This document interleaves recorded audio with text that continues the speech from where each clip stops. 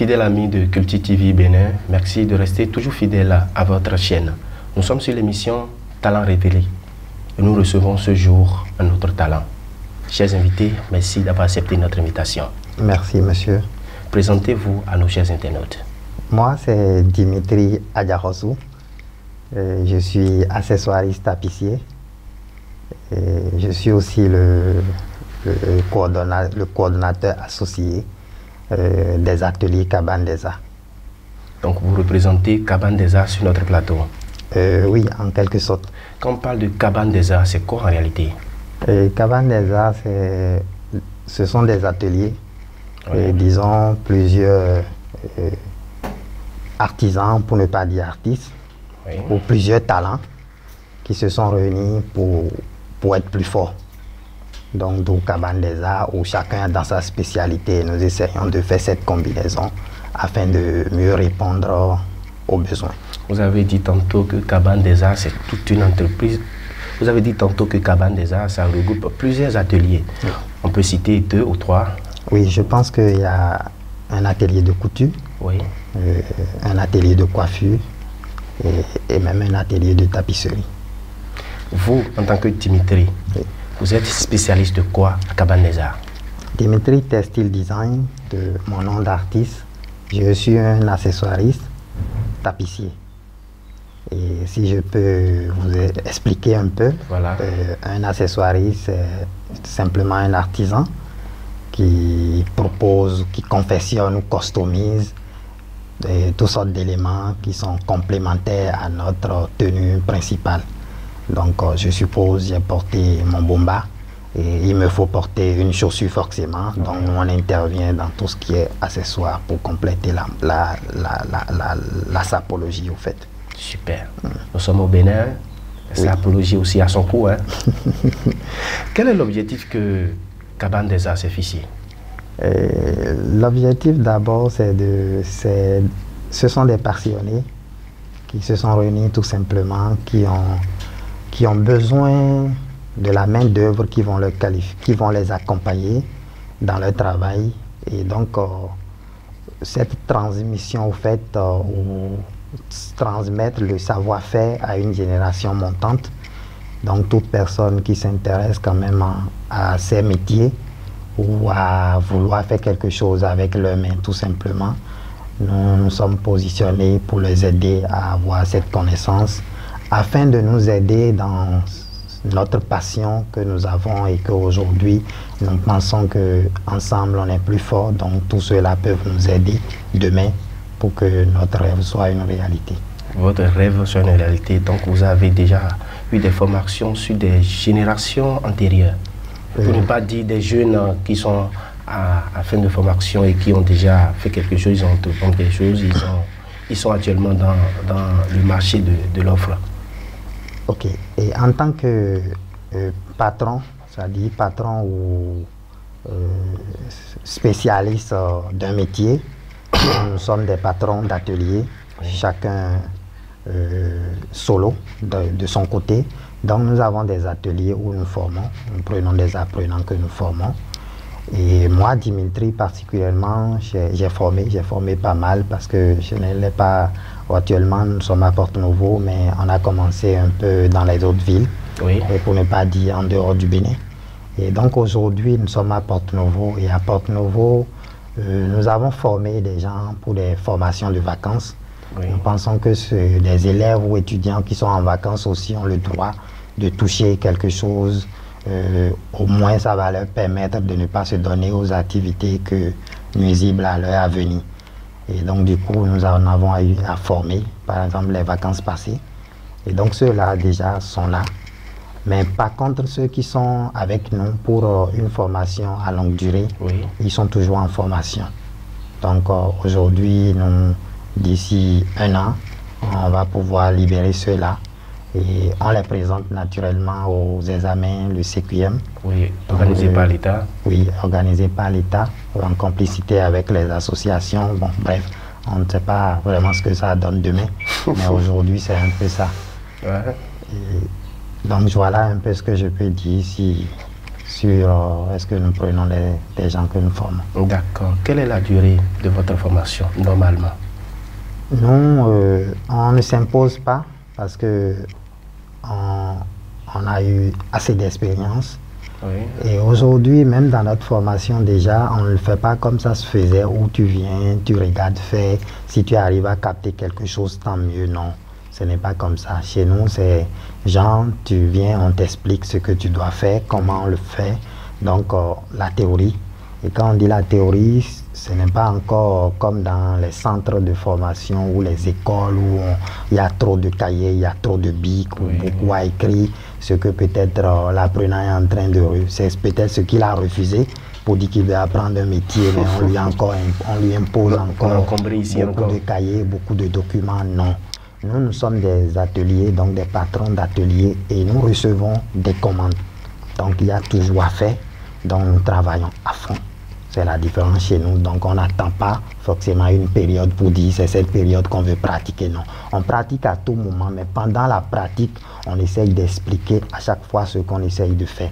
Oui. Ce n'est pas que l'apprenant, il est là, il regarde, et quand, à la fin de sa formation, s'il arrive à retenir quelque chose, tant mieux, il est libéré. Plus de pratique que de théorie. Oui. On peut l'estimer à combien déjà? D'abord, vous avez parlé de la période, je n'ai même pas encore eu le temps de répondre à ça. On peut estimer votre théorique et pratique. La pratique, on peut l'estimer à combien déjà? Parce qu'on est en train de parler de la théorie et de la pratique. Ah oui, vous parlez de pourcentage. Voilà, nous pouvons parler de 20% de théorie et pourquoi même pas 90% de pratique. Donc vous êtes à 110. Pourquoi même pas plus? D'accord, on était sur la durée de la formation. Oui, la durée de la formation, nous proposons beaucoup plus de formations sur mesure en fonction de la disponibilité de la personne. Oui. Parce qu'aujourd'hui, tout le monde est pressé. Tout le monde a vite envie de gagner de l'argent, ce qui n'est pas trop bon, mais dans le même temps, on ne peut pas trop aller contre, parce que aller contre aussi, c'est de laisser une couche. Donc du coup, nous, on essaye quand même de répondre à ces besoins où on parle de la formation sur mesure. Tu viens chez nous, tu donnes un peu ta disponibilité, tu peux dire, moi, je n'ai que 3 mois pour apprendre. Je suis passionné par le métier. Et quand on étudie et on voit que vous êtes passionné par le métier, je pense que c'est la première des choses chez nous. Vous êtes amoureux de la chose, vous avez la passion, vous avez envie de le faire. Et après, maintenant, on peut, en fonction de votre disponibilité, on vous fait un emploi du temps que vous allez suivre. Donc ça peut être 3 mois, 6 mois, 1 an, même voire beaucoup plus. Par contre, en dehors de ça, quand nous parlons de formation sur mesure, nous prenons des gens pour 3 mois de formation en apprentissage. Et à la fin, vous avez votre certificat de qualification au métier. Vous estimez qu'avec ces 3 mois, l'apprenant est vraiment outillé pour se défendre sur le terrain? Oui, moi je vous donne tout de suite un exemple. Nous avons formé une jeune fille, elle a juste appris à faire les bombes à femmes. Oui. Et aujourd'hui, je peux vous dire qu'elle travaille tout le temps. Tout le temps? Tout le temps. Elle travaille tout le temps parce qu'elle le fait bien et propre. Et elle le fait en un temps record. C'est-à-dire, si vous voulez aller à un accord, on se connaît ici. Si vous voulez rapidement votre bomba femme, là, elle va vous faire ça en moins de temps. Et ce n'est que ce qu'elle fait pour le moment parce que c'est ce qu'elle a appris à faire. Donc, il ne suffit pas de faire beaucoup, mais c'est de faire, même si c'est une seule chose, c'est de bien faire. Donc, notre formation, c'est étudier sur une période. On sait qu'en 1 mois, on peut faire ci. Et si on le dit, c'est que en tant que spécialiste, on a étudié, on sait que c'est possible. Et donc, si la personne suit réellement, après sa formation, il pourra faire le contenu. C'est-à-dire, en 3 mois, tu ne peux pas faire la même chose comme quelqu'un qui s'est engagé pour 1 an. Mais ça ne veut pas dire que tu ne vas pas manger ou tu ne vas pas faire ta vie après avec. Non. On peut faire une seule chose. Si tu le fais bien, je pense que tu auras toujours à faire. Et quand on a toujours à faire, c'est qu'on mange toujours. C'est ça. Oui. L'autre chose, c'est de l'effort. Et l'autre chose aussi, c'est le réconfort. Oui. Le coût de la formation, M. Dimitri. Et la formation, c'est là, on va toujours parler d'un truc sur mesure. où on ne s'impose pas. On ne s'impose pas parce que là, tout de suite, on n'a pas les mêmes besoins. Et dans le même temps, on n'a pas les mêmes moyens. Oui. Donc, on essaye de regarder tout ça pour pouvoir engager quelqu'un. Néanmoins, il y a un truc que tout le monde connaît, qui est et reconnu par les associations des artisans et autres pour une frais d'apprentissage que nous aussi on essaye de respecter. Vous essayez de respecter? Oui. C'est-à-dire on peut aller en dessous de ça? Oui, comme je vous ai dit, on peut aller en dessous de ça, vu que le parent qui est venu nous voir ou l'apprenant qui est venu n'a pas les moyens pour pouvoir répondre à ça, donc on est obligé. Et surtout pour les trucs sur mesure, on va même vraiment moins de ça. Mais je parle d'une formation normale où on prend les apprenants pour au moins 3 ans, ce qui est recommandé.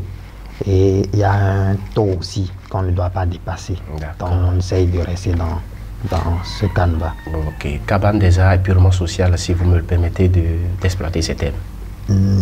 Bon, on ne va pas dire que Cabane des Arts est purement social, mais je pense que tout part par le social. Voilà. Parce qu'on ne peut rien faire sans le social. S'il n'y a pas le social, c'est que on ne va pas évoluer ensemble.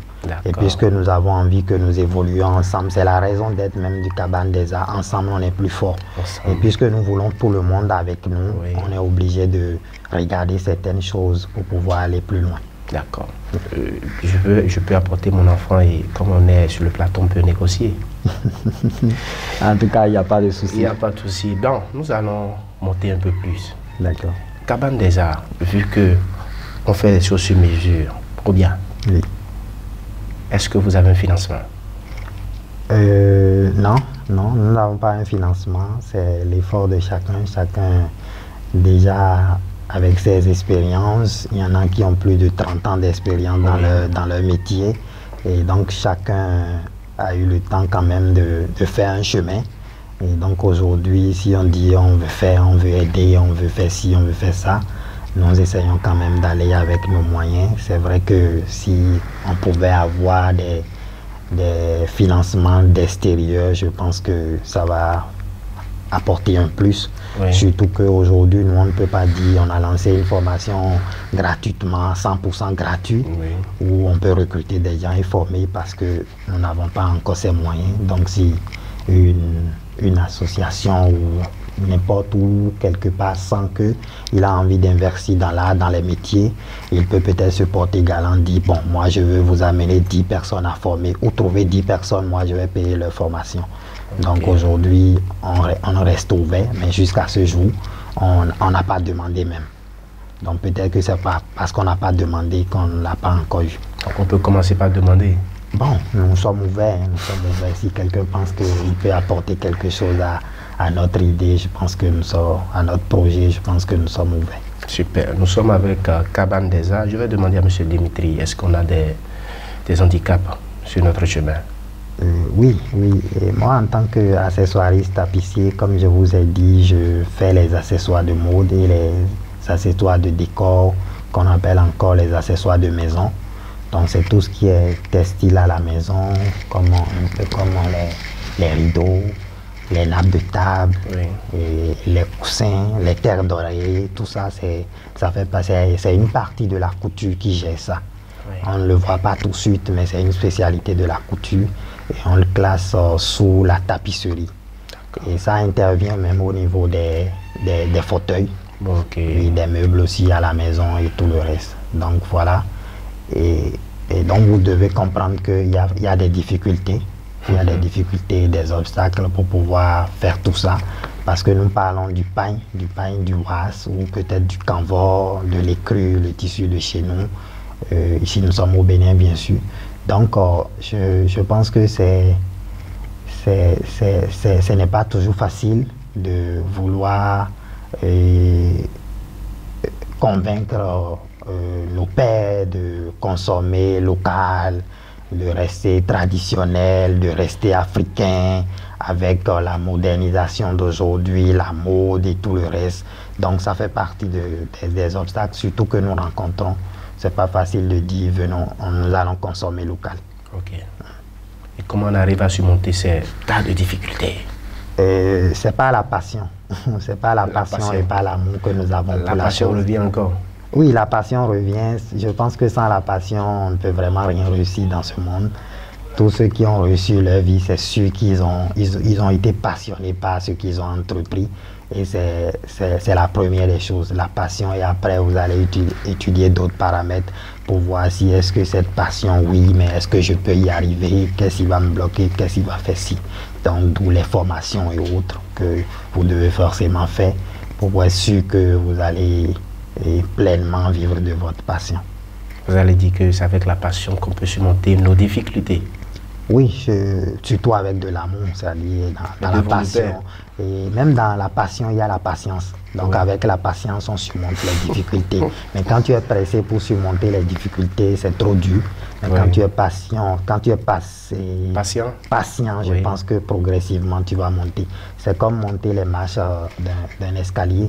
Je pense que si tu es rapide, tu veux prendre 4 en même temps, je pense que tu vas glisser.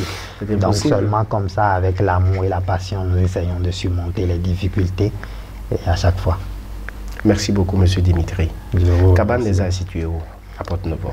Cabane des Arts, d'abord nous sommes au Bénin. Oui. Et plus précisément dans la capitale, Porto-Novo. Oui, Porto-Novo. Et donc voilà. Et plus précisément dans le 3e arrondissement. Si on doit aller plus loin, oui, dans le 3e arrondissement de Porto-Novo, la capitale du Bénin. Pour vous retrouver, on peut bien noter quel contact déjà, M. Dimitri. Pour nous retrouver, c'est le 229 61 75 01 41. Oui. Et pour contacter Dimitri directement, c'est le 54 54 06 84. Bon. C'est vrai. Peut-être que on peut toujours, il n'y a pas, par exemple.